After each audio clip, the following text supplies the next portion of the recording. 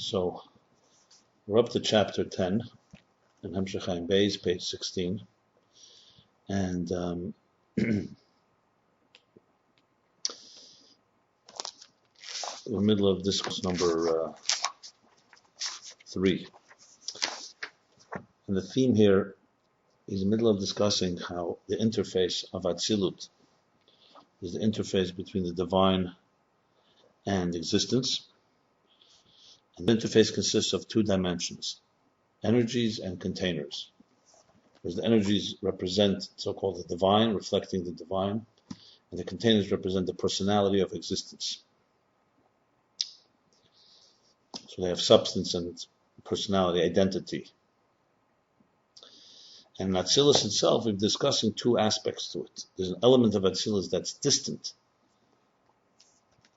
and even more distant from the divine than the material world, than Bria, the created world, is from Atzilus. And that's primarily the level of the containers in Atzilus. And in chapter 9, he explained how these containers are their personality and how they were created. And everything about them is created with distance, with concealment. As such, it is apart from the divine because it requires a level of concealment for this identity to emerge, for it to manifest.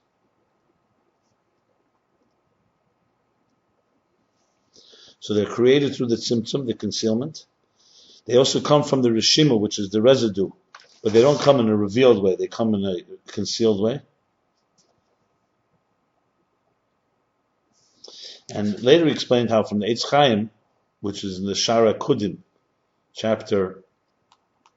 Shara Gate 6, chapter 5, where he talks about how the containers are a result of the, what was the word I used? The clash, the tension, the clash and tension between the direct light and the reflective light that caused letters to fall, which describe also a sense, anything falling, meaning it's apart. It's not just a natural extension, it has to break. The clash and tension creates something to fall, and as soon as you're talking about that, you're talking about something that's apart from. So all this establishes that the containers are ein areich, infinitely apart from the source. That's why we say chochma ma'ayin tamatzei, wisdom comes ma'ayin, from where? Where does it come from? That type of where is the mystery, describing a certain distance and awe. And now we continue in chapter 10. And even though in truth the containers of Atzilus are also on a level of Atzilus, which is actual divinity. The world of Atzilus is not the world of Bria, of creation. It's a world of actual divine energy. So now he's going the other side of the interface. Because remember, on one hand, the containers, he explained in chapter 9 how they have their personality and identity. And now he's saying, even though they are also not Atzilus, meaning they also have divine nature, their divine nature, nevertheless, the godliness, the divine divinity of the containers, it's not an extension of, an expression, an extension of divine.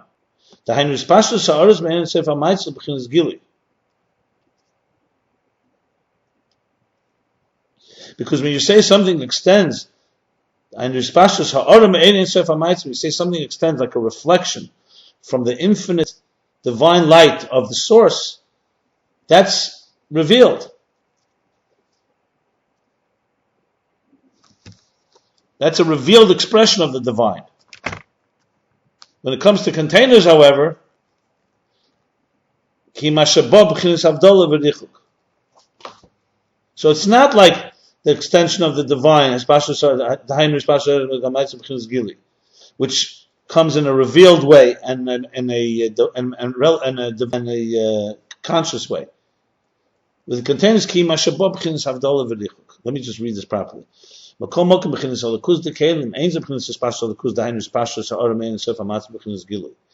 the divine nature in the containers is not like the extension of the divine, which means the expression of the reflection of the divine, infinite divine light, which is revealed. Ki'im, instead, the containers come through separation and through distance.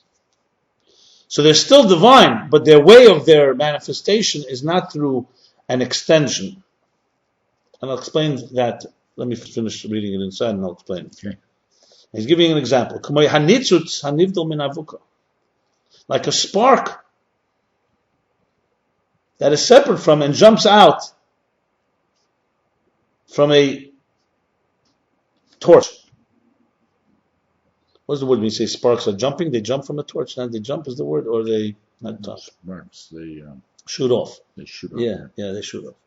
So that's what he's saying. So it's still coming from the flame, but it's a spark. It's not like the flame itself. This spark, it's mahus eish mamish. Its actual personality is all fire. Spark is nothing but fire. Sheba me'etzem avuka, and it came from the. And Shabbat comes from the ascent, from the actual torch. Nevertheless, as a spark, it's separate from the avuka. Sparks, they jump off, they're off. They shoot out of the actual torch. And they don't radiate the same way like the flame of the torch itself. So think of a torch a moment. So what do you have? A torch is burning. You have the actual flame, and then there's sparks that fly off of it. So the sparks are still originating from the flame, and all they are flame, but they're separate from. So they're still divine in the that's the analogy. It's a beautiful analogy. Yeah. Okay. That's great. So the same thing with the containers. They're actually divine. Like the spark is actual fire, that was imparted from the essence of the divine, infinite divine light, from the level of his ability to create the finite. Nevertheless, so both elements of the spark, it originates. It's actual fire, the spark. It originates from the original actual torch, but it's separate. Same thing here. The containers, they're alakus mamish, they're actually divine. They're separate from the original source. And he qualifies which part of the source. The source is the power to create the finite, not the infinite, of course, which is the power that creates containers. Nevertheless, on the other end of it, nevertheless, it comes in a way that's separate from. It's like it's jumped off of and jumped out of, separate from the essence. Whereas the oyer, the energy, is not like that. The energy of Atzilus would be like the flame of the torch. The containers are like the sparks of the torch. Like the great Kabbalist, Menachem Harakanti is his name, middle-aged Kabbalist. As he writes, Harakanti. Harakanti is an Italian name. The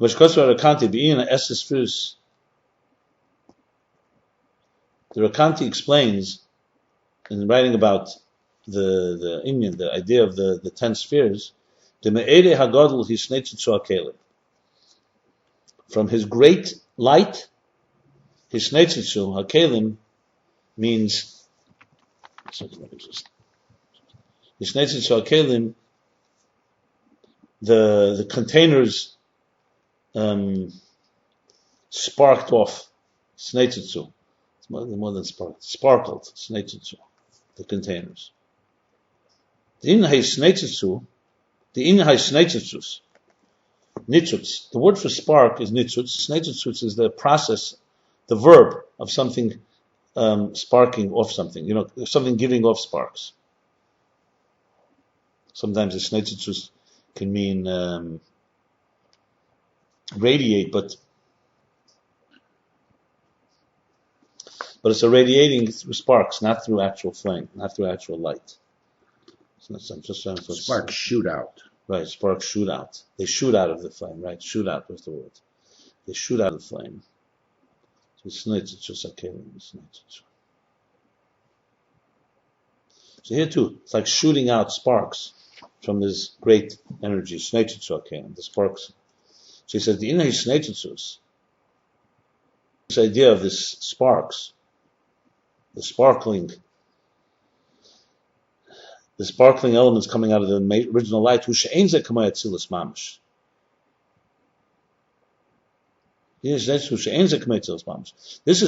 sparkling element is not like actual Atzilus. Because actual Atzilus is like we said earlier, is V'yetz min haruach, that from his spirit was imparted to the sages, to the skenim, to the elders.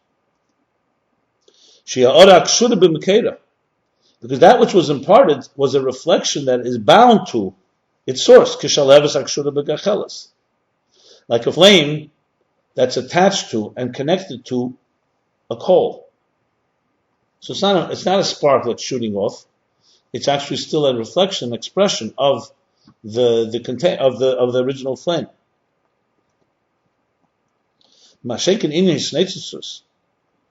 the other hand, however, the sparkling of sparks, they come in a separate from. They shoot off. They become separate. So he's bringing here proof from the Rakanti to what he just said, because the Rakanti uses that word, saying from this great energy came of the sparks. Containers are like sparks from the great light. And sparks are separate from as opposed to the actual flame. And we can say, you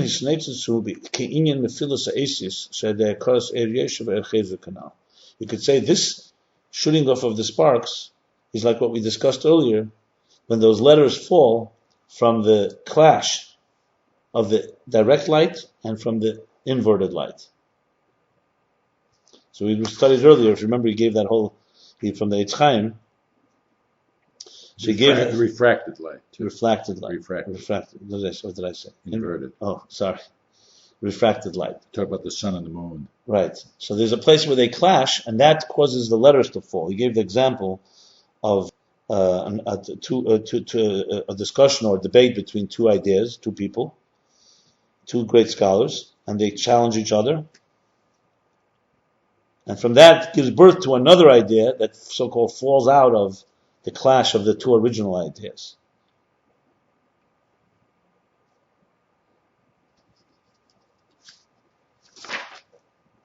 So he's saying that that's how the containers emerge. That's what it says in Eitz Chaim.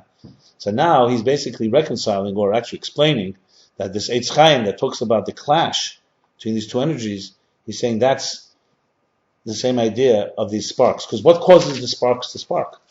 Like when it comes to a flame, to a torch, what causes the torch to actually, what causes the torch to spark? So you have to either shake it or hit it. It gives off natural sparks itself, but a type of clash will definitely cause it to give off sparks. There's some friction somewhere. There's some friction. Rubbing. There's some friction. Right. So he's saying that's how these containers emerge, is through the sparkling, as the Rakanti says. And Yeshlema, we can say this is the same idea as those letters that fall from the clash between the direct light and the refracted light. And now he concludes, it's all what he began. So therefore, even though these containers are actually divine, the sparks are flames, are fire. Al-Shem Zen Nikra Atzilus, and that's why it's called Atzilus. The containers too are called Atzilus, not just the light, the energy. So now he's going to go through a long parenthesis, relatively.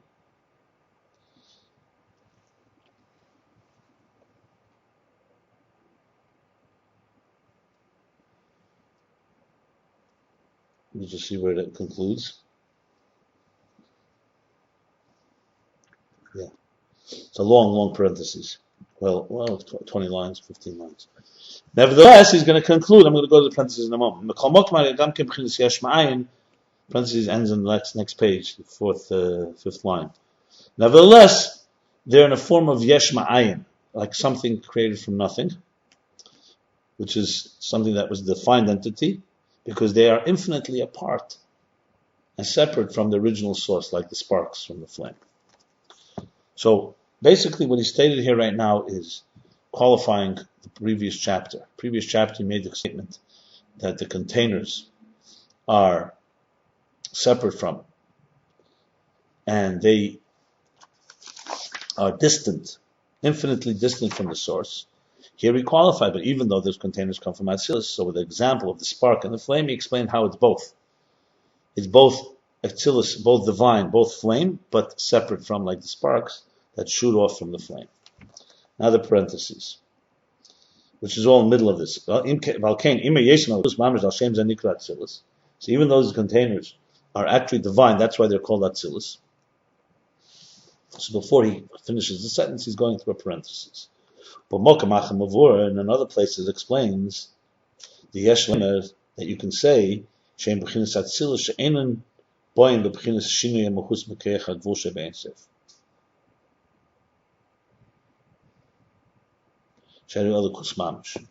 In other places it explains that you can say that the containers are Atzilus. Why are they Atzilus? Not because they are part of the original flame. Well, they are part of the original flame, but the main emphasis is that they originate from the power of God, the divine power to create the finite. And they're not in any way different from that source. So in other words, God, if you recall, we spoke about, let's say, the power of the hand to write letters. Before it actually writes letters, it has the power to write infinite amount of letters. So the hand has the power to write a defined amount of letters. That's the power of the divine to create the finite. The containers is actually when it manifests, when it implements that writing, and it writes a certain amount of letters. These are the letters. Follow? So it says that elsewhere, it explains why is it Atzilus, Kalim? Why are the containers only an emanation, not a creation? Because they're not in any way coming to change the personality of that of the divine power, the divine finite power, which is absolutely divine. Just like God has the ability to express himself infinitely through light, he also has the power to create the finite. So the creation of a container is God's manifestation of his power to create finite. So it's not something new. It's directly connected to the source. You'll see in a moment why he's saying this. This parenthesis.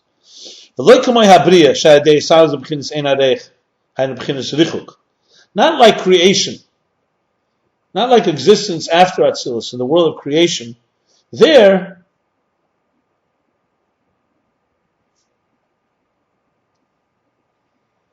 creation is coming in a distant fashion. It's not the same personality.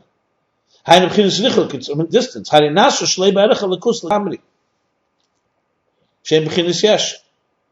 In the world of Bria, of creation, what's created, which comes through distance, is something that is infinitely distant from the divine.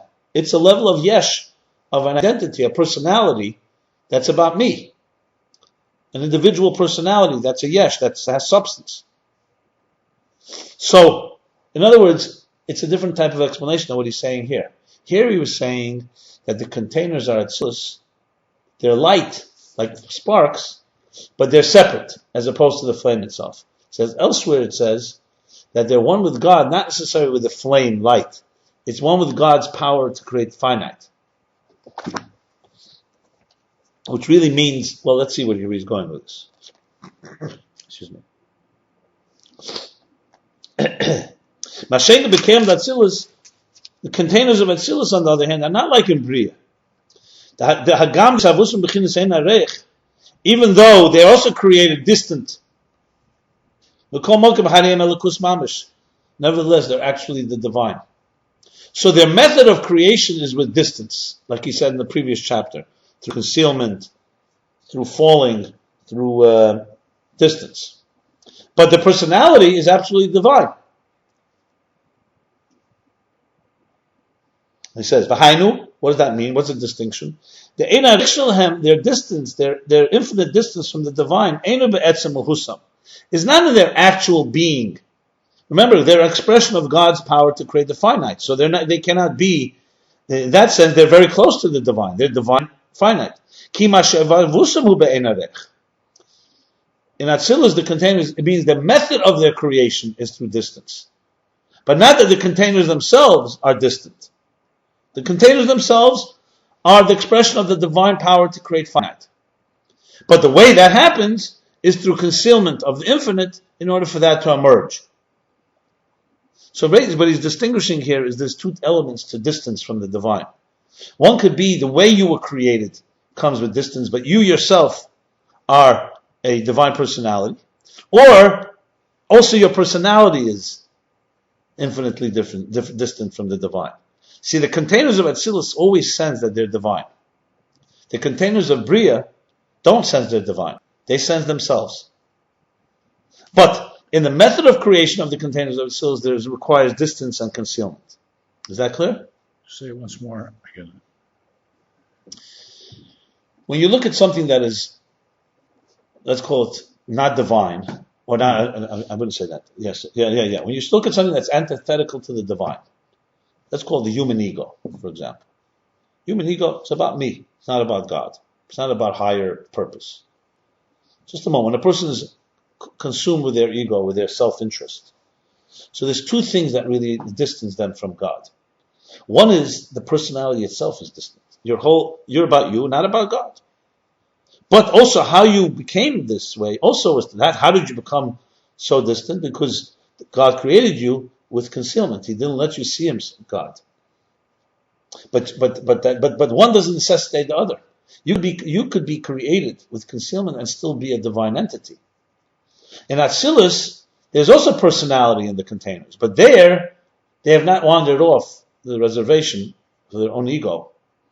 Their personality is a divine ego, divine attributes, chesed, gvura, tiferet. So, but they were created also for them to have for them to have that identity in needed concealment of the infinite divine light. But that's only in its method of creation, not in its personality. It still remains divine. Whereas in Bria, not only were you created with distance, but you also act. Your whole personality is antithetical to the divine. So the containers of Atzilus are not antithetical to the divine. They're actually divine. They're the divine manifestation of the finite. How God manifests in finite. How godliness manifests in love, in discipline, in the sky, in the earth. So it's still tools and instruments of the divine, but it emerged through distance. Whereas in Bria, even the personality itself is distant because it's doing its own thing and does not in any way, or is not reflecting God's will or God's desire. So like I gave the example I remember in previous classes. Think of the artist. The artist wants to create art. To do so, he has to have, obviously, his art, he's the artist, the artistic talent, but he needs instruments. He needs a paintbrush, he needs a palette, he needs a canvas, and he begins to paint. So now what's happening is his artistry, his creativity is being expressed through the brush, through the container, on the canvas. All fine and good. For him to do that requires a certain distance. Because if he remains in his creative space, he won't be able to limit himself, hold a brush. The brush requires a certain containment. So the containment is distance. Because he's not fully expressing all of himself. He has to do it slowly, by stroke, by color, by shade. Okay? But it's nothing outside of him.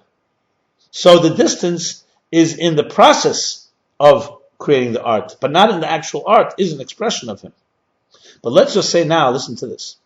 Let's just say somebody comes by and holds a gun to his head. Or suddenly someone takes his paintbrush and says, tell me what you want to paint. And he starts painting, and the artist says, that's not what I made. So now, not only has the instrument, is not only is the process distant, actually the product now is distant. That's the difference. So in Atzilus, you have the process of infinite energy and being contained by containers, expressing it in a contained way. It's divine, but it's apart, because there's a certain containment going on. In Bria, now they're taking its own personality, it's starting to create its own art, not the art of the artist. So also the substance, the product, is apart from. Okay? Mm-hmm. See, all this is really explaining the evolution of how we got where we are, this mess, from a divine infinite unity. It's like it didn't just happen. It's a process.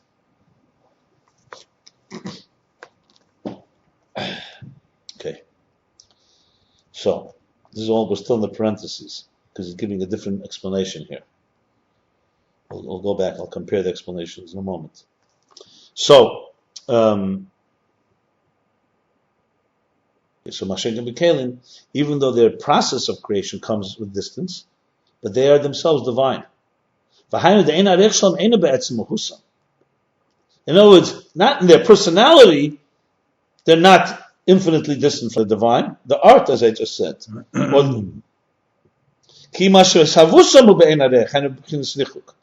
The process of how they emerged came with distance, and therefore infinite separation. But in their actual personality, they're like their source and their root, which is actually mamish, literally divine. And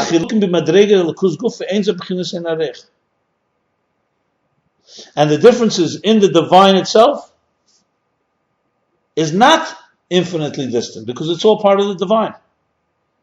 What he's adding here is that even though it's created in a separate way, but once you're talking about its divine personality, you can't really start making gradations in the divine.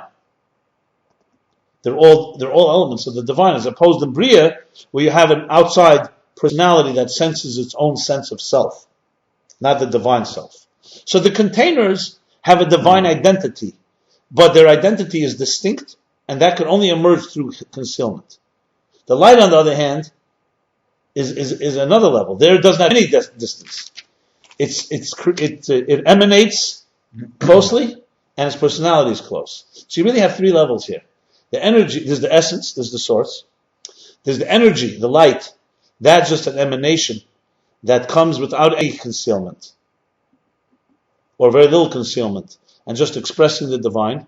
The containers that's the energy of Atzilus. The containers of Atzilus are like the instruments that I described, where they come through concealment, but they themselves are still divine instruments. So you have, on one hand, they're close by being divine. On the other hand, they're distant because they emerge through concealment. The energy doesn't have any of those. Both its emergence, its process, and its identity are close. In the containers, the identity is close, but its process is distant. And then you have the containers of Bria, where both the identity and the process are distant. So you have one that both process and identity are close, that's energy, You have one where process and identity are distant, that's Bria, and the containers are in between. Process is distant, and identity is close. Okay? It's similar to.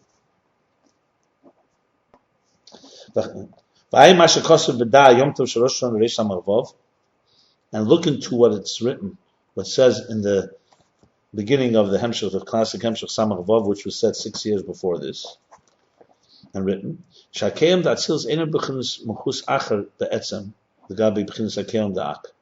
There he says that the containers of Atzilus are not any separate or different personality fundamentally than the containers of Ak, of Adam Kadmon, the supernal man, which is the so-called the first world that encompasses all the existence. Adam Kadmon. The Heder HaMetzir Shelahem,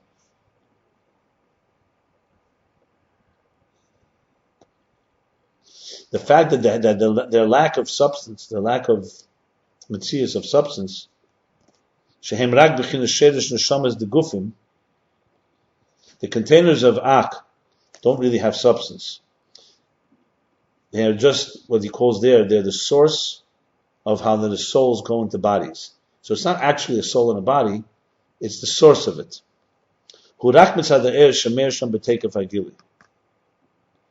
Because that which we spoke about, that there's no substance there, is primarily, or only because of the great light and energy that radiates there with great intensity.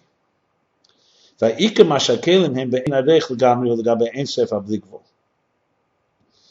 explains there is that the primary thing with the containers are really infinitely distant is not compared to the way they are in Ak or the Koyach HaGvul power, the infinite power, the divine power to create infinite. Their absolute distance is compared to the infinite power of the infinite, of the power of the divine to create the infinite.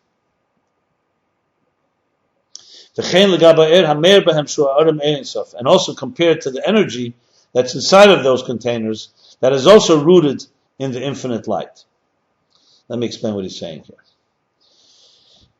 So far what he's added in the parentheses is the following depth. He said, that outside the parentheses, he said that the containers are like the sparks. And a spark has two sides to it. On one hand, it's still the flame. Still, it's all it is flame. It comes from the original flame. But it's separate. It's shut off. The containers are divine. They come from the divine source of the Koyach HaGvul, the power to create the finite. And they're separate. Also, their process, they're created, or they manifest in a way that's distant and separate.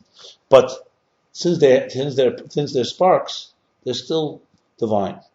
In the parentheses he added that elsewhere, the explanation goes like this, that the containers are not new, they're the same personality as the power of creating the finite, so therefore they're divine.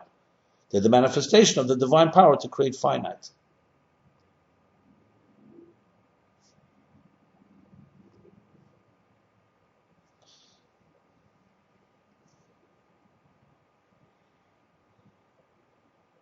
Not like Bria, which is even the process and identity is separate from.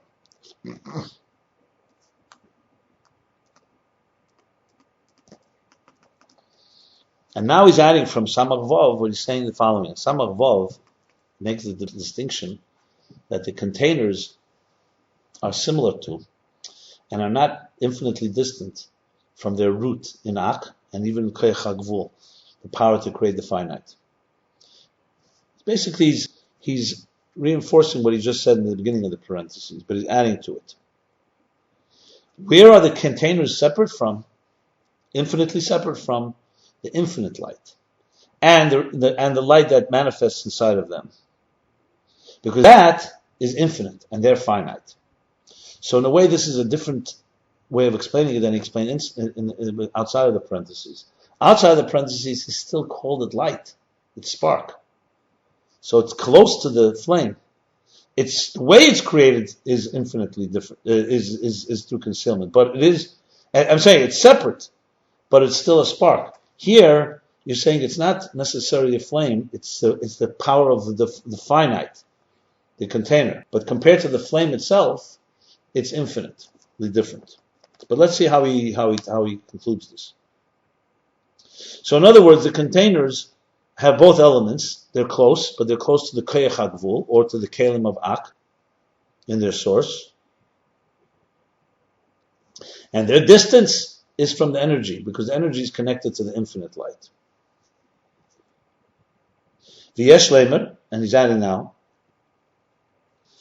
you could say that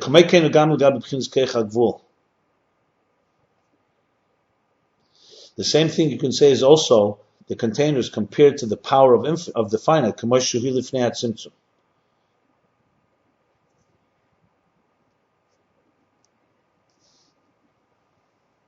second. No. Sorry. He's changing that. No. Before you had related it to the power to create the infinite also. Yeah. Let me just clarify. Till the Samach Vav, he basically said the following. That the containers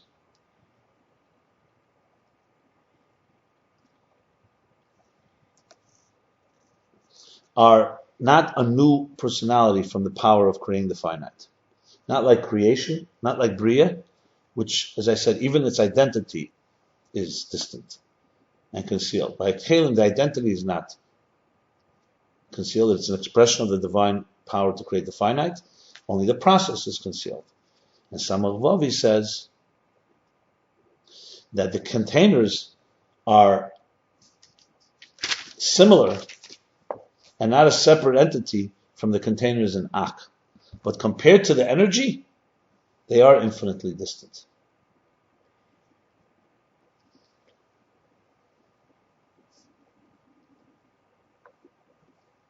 Okay.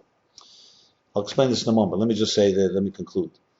And now he's saying, and Samach Vavi adds that, and he's adding now, over what it says in Samach Vavi, that you could say the same thing is that the containers are infinitely distant from their source in the power of the finite. Why? How it's before the tzimtzum. Why? Because before the tzimtzum, there's no existence altogether. In any form or shape. Like it says in that Samach Vav, in that discourse, about the engraved letters that are prior to the tzimtzum. That's a type of engraving, the deepest type of engraving. Through and through. You could have engraved letters in stone two ways. You can engrave them in stone, but they don't go through and through the stone. But let's say that the first tablets that God gave Moses, there the letters were through and through. You understand? On both sides you saw the letters. Follow? Mm-hmm. So there's an engraving, but since it's through and through, there's really no letters at all. So you see, Lifnei Tzimtzum, before the Tzimtzum, the way the containers exist there is completely no existence.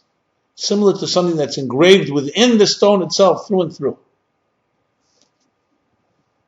So there's letters, but they're completely sublimated in the divine light before the Tzimtzum.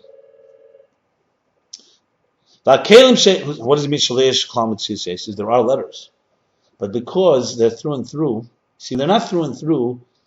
They still create a dark shadow. There's a shadow, so there's something that's a little additional. It's true. It's made out of the stone. It's not like written letters, but it's still made. It's made out of the stone. But as they say, nechshach. You see a darkness because they're not through and through. When it's through and through, it's letters of light. So there's really no letters. But at the same time, there is something there. It's engraved. But what you see is light. You see light through those letters. You see, there's no dark. You see an aleph. When you look through the stone, you'll see the aleph, you'll see light. So really, is there a letter or there's no letter? So engraved letters that are not through and through, there's more of a letter there. Letters that are through and through is more light. That's what he means that there's no containers. The containers that come as an existence which comes after the tzimtzum, and of course in Ak and then in Atzilus, they're infinitely distant from this level.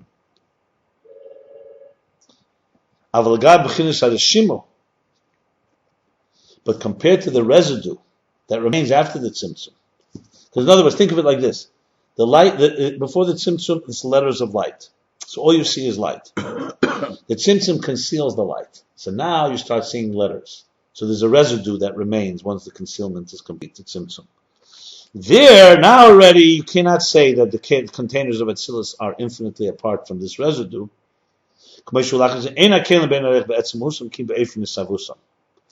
So compared to the residue, here you can't say that the containers are fundamental, their personality is also distant. Only the process, as I mentioned before, is a distant process. But the actual personality is one and connected with the residue. And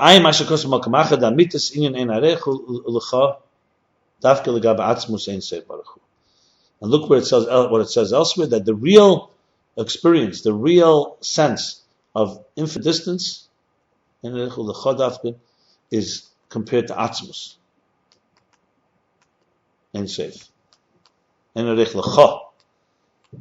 Nothing is compared to you. That the real distance is only Atzilus. He's just qualifying that by that he's qualifying by saying that everything is really infinitely distant. When you talk about Atzilus, the real distance is the essence itself. That everything we're talking about here is more relative. So what's he saying? All of this is all in parentheses.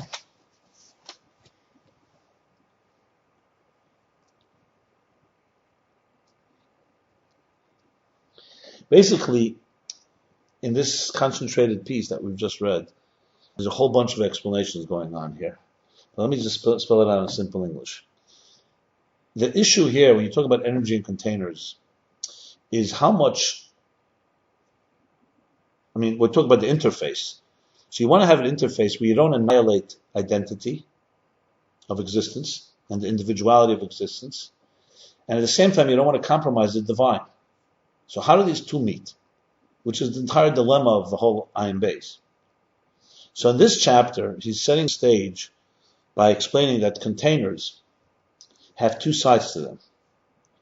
They must have identity or else we have no existence. Energy alone doesn't allow for enough identity. Energy alone, the divine Or, as we spoke about, is expression of the divine. So it's more like the representative. It's the divine representative. Containers is our representative of identity. But identity itself is what he's struggling with here, what he's trying to figure out. And this is what he says. On one hand, the containers are separate from. On the other hand, they're divine. So the initial explanation was very clear, that they are like the sparks from the flame. They're fire, but they're separate. They come from the source. They're even a reflection of the source, because they're fire, sparks, like the original source. They're not some foreign substance, but they're separate. So here you have both elements. The container on one hand has a divine element, but they still have their identity. Because as long as if the sparks were not shoot out from the flame, they have no identity, and we won't have an existence. So we need them to separate from. But the separation right now is only in its process. Its identity is divine. Then he goes on to explain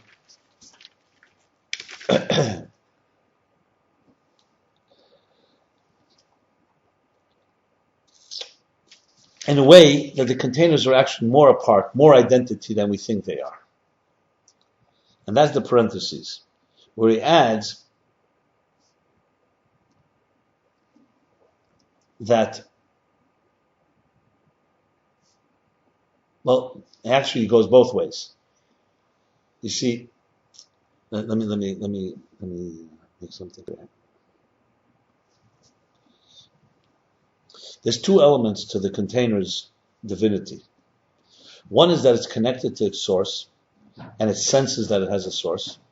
Another, that it's an expression of the divine artistry. Okay? Now we want both. Because one could argue, you know what? Why don't we just take the world that we have, has identity and individuality, and let us simply recognize that it is an artist that put it here.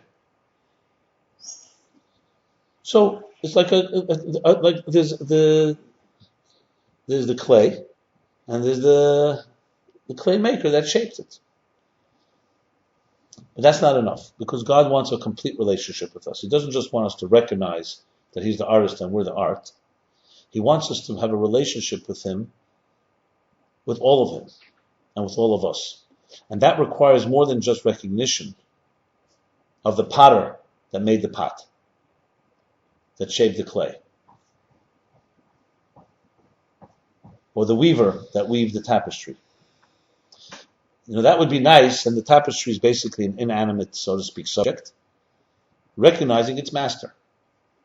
The relationship with the divine and the existence, what God wants is there should be more than master and slave, or master and subject. Okay? So for that, we need to have a more integrated and a more detailed relationship to appreciate the divine and to reveal the divine. Because in the example I gave with the clay and the pottery, or the tapestry, or the art, that's it. You recognize the artist, and there's nothing else to do. Here we want the tapestry actually to become saturated and become a partner with God in creation and elevate existence and bring new levels of the divine energy into existence. And that, just a piece of art cannot do that. A piece of art can say, I've wandered away from you, my artist. I'm back to being you're my artist. But for it to add to the dimension, to refine the universe, to elevate it, to bring a new divine revelation, this requires energy, light. You can't just have a container recognizing that it's created by God. Understand what I'm saying? Yep. That's why we need energy. So why is this introduction critical? Because this is what he's establishing here in the parentheses. You could argue, you know what? Okay, containers are divine. The question is, the process, however, they were created through is concealment. Fine. So we have to get rid of the concealment and recognize that this is the artist. Simple. What else do you need? No. He wants the containers to have a relationship even with the light, even with the divine energy, with the revealed divine energy. He doesn't just want them to be subjects. And say, you know what? Think of it like this. Here's a good example. Here's a good visualization. Remember I used the example, the hand is writing letters. The hand has the potential to write infinite amount of letters. Now you've written letters, and then the letters have been kidnapped, taken hostage, hijacked, and they're all doing their own little thing. You know, just as an imagery. The purpose of existence is to bring the letters back onto the page. Let's join together. Don't just do your own thing. The musical notes shouldn't just jump wherever they want to go. Let's come back together and follow the design of the composer, of the writer, of the author, of the artist. Great. That's not sufficient. Because first of all, that just brings it back where we started. You want more than that. You want those letters to become instruments for new dimensions of art. Not just to straighten out their act. Not just the absence of chaos. You want them to become partners and part of the process of the infinite light also. Not just the finite light. And that's what he's adding. That the containers,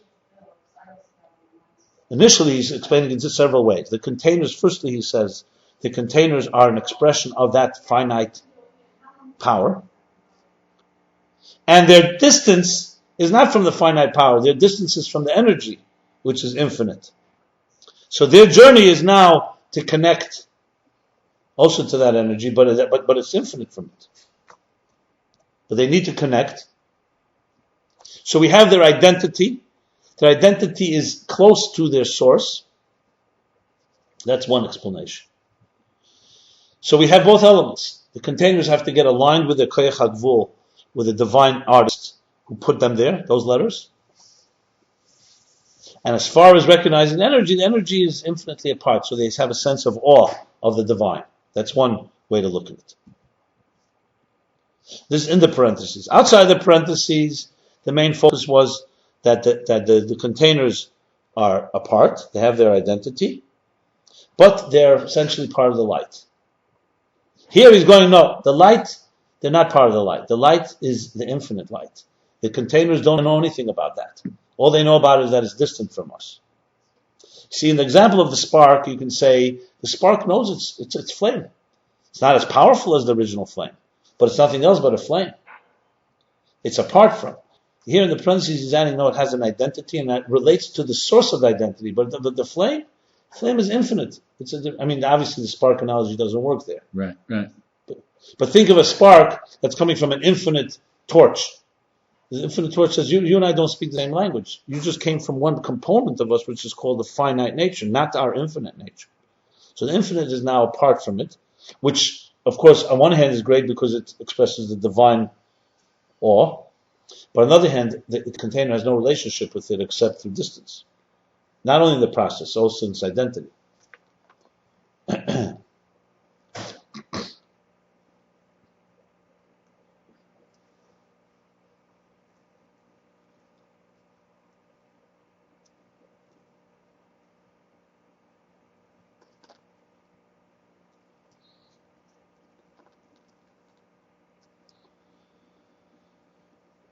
Or actually he's saying not in its process, but in its identity. What does he say here in the parentheses?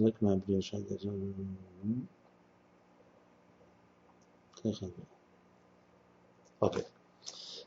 No, it doesn't talk about that energy. At this point, he's just saying, okay, so now we have that the containers are identity-wise connected to that finite source. That's great. Now comes the additional part. But compared to the energy, they're infinite. They're apart. It's only compared, and here he goes even deeper and says, even the source of the finite power, even the artist, they don't really relate to. Because the artist is not really defined by it. It's like the letters that are engraved through and through. They're letters of light. It's not defined by this piece of art. So what do the containers reflect now? They only reflect the divine power of infinite after the tzimtzum. The residue or the source in the containers of Ak, as he put it.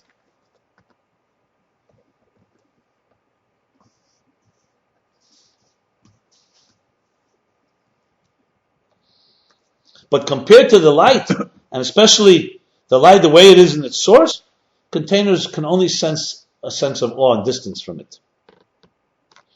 And even, he adds the parentheses, another parentheses within the parentheses, even compared to the source of the artist's power to create the finite, because there's no existence of letters there's no containers. So we have now the containers essentially are much more, he's lowered their status. In the sense they lower their status, they're more identity. They relate to higher levels, they're still divine, but they're a divine connected to the finite, but the finite after the tzimtzum. So there's an interpretation they connect to the finite before the tzimtzum, even their identity, and only the process is separate. And now he's adding that even their identity compared to the power of the finite before the tzimtzum is also distant.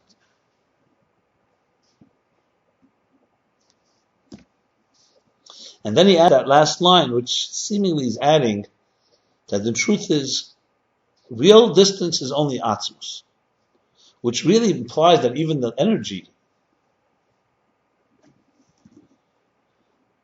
even though it says in places that the containers really sense that infinite distance, whereas the energy doesn't sense it. That needs a little more studies. Yeah. What is he trying to add? It seems like he's trying to add, let me see.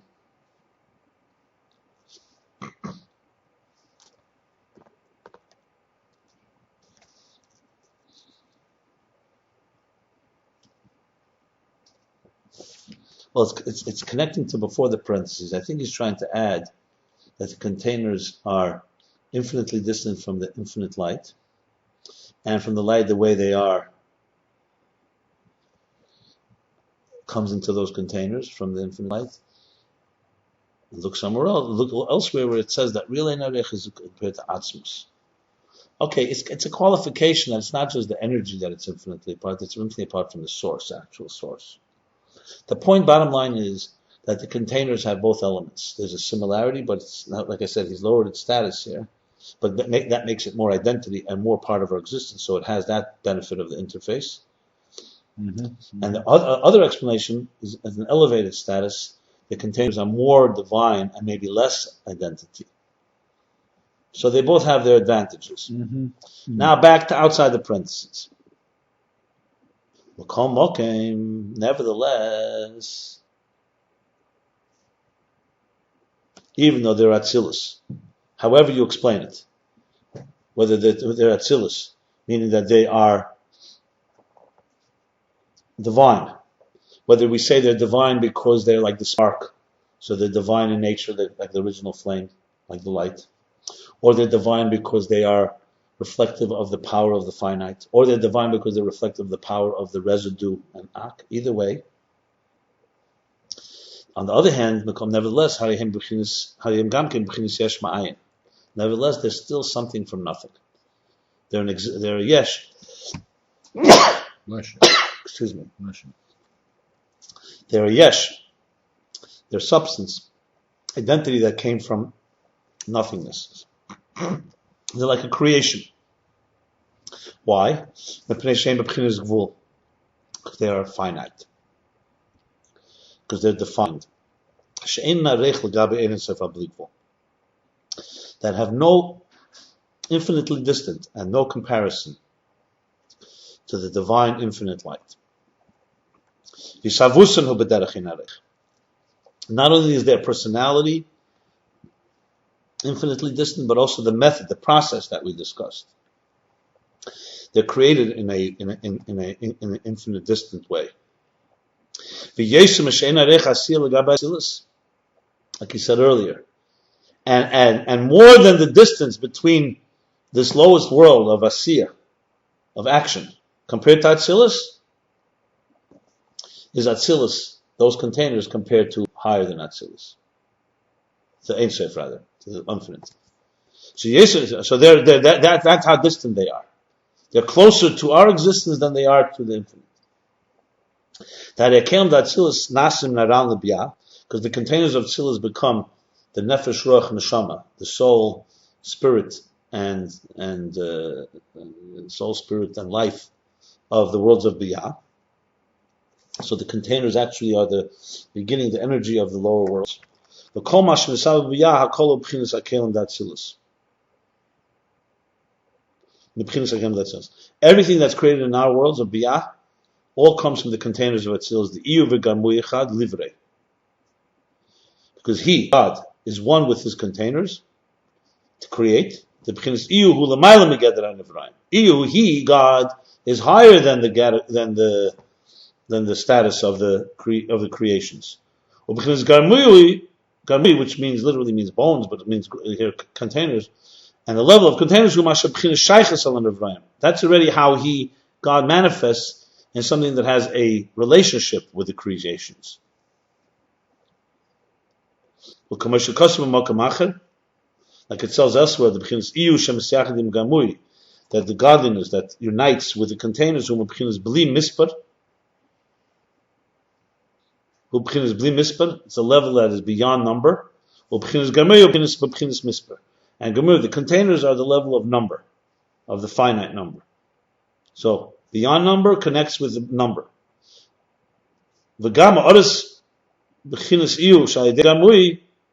And also the reflection of the divine that reflects through the containers, Mavursham is explained there in the other place.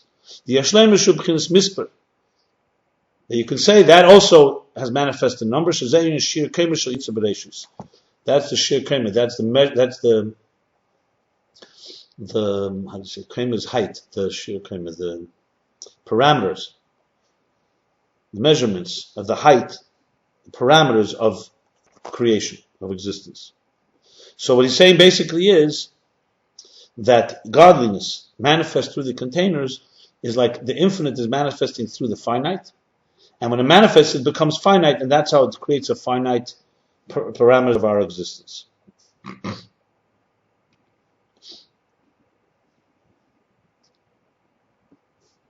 That means that there's some erech, there's some connection between what? Between containers and the worlds that it creates. Because they're the instruments that create the finite. In other words, think of it this way. This is a good way to put it. Look. The finite world is closer to a piece of art, a defined piece of art that God creates, than the defined piece of art God creates is to the artist who is infinite. You see? Because you argue the other way around, that his art is closer to him and distant from the existence. No. When he manifests in the containers, that's the whole point there. The containers, bottom line is, even though they're Atzilus, they're divine, that's why he was focusing how he's lowering their status, so to speak, but they are closer to, because let's say this artist is, let's say, making a picture of a farm, or of a sky, or of a sunset.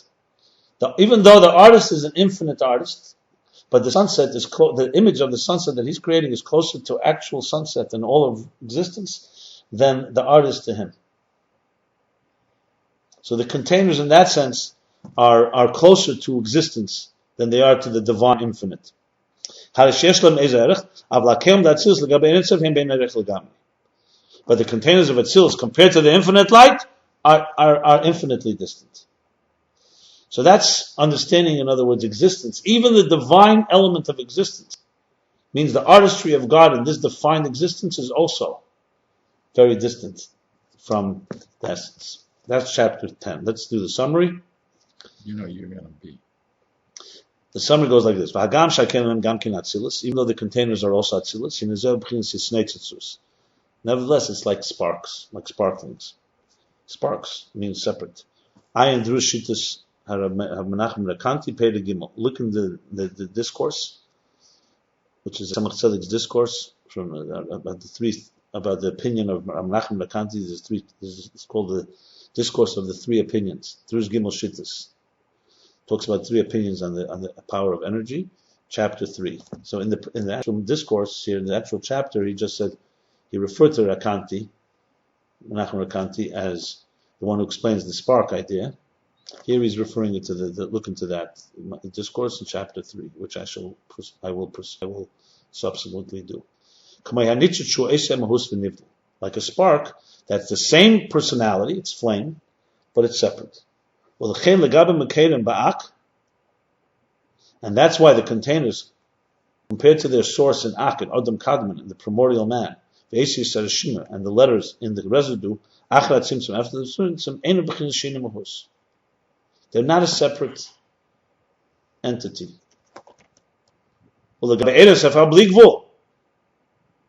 But compared to the energy, the infinite light before the tzimtzum, and also compared to the reshimu, the residue, or how the residue was before the tzimtzum, before the concealment. Are they infinitely distant, and even more distant than the distance between Asiya, the lower world, to Atzilus. He's going to conclude here with the containers, and chapter 11 is going to continue now with energy. From the summary, I have to add, it's not really, the way he's interpreting, not really different interpretations. He's not downgraded the status. He did not downgrade the status of the containers. The parentheses amplifies the point, because without the parentheses, it's just making the general point that it's separate from. The parentheses discusses the separation, so I just want to qualify. Initially, I thought it was like different levels of explanation. I think it's the same explanation, but it amplified. There is in the parentheses, however, two ways for sure. One is that they are compared, that they are not infinitely distant from the power of the finite, and according to Samach Vav, they are, or the Yeshlemer that he says in Samach Vav. Okay, we'll stop here. Chapter 10. This is today, page 16 and 17. And we continue next. Will be chapter 11.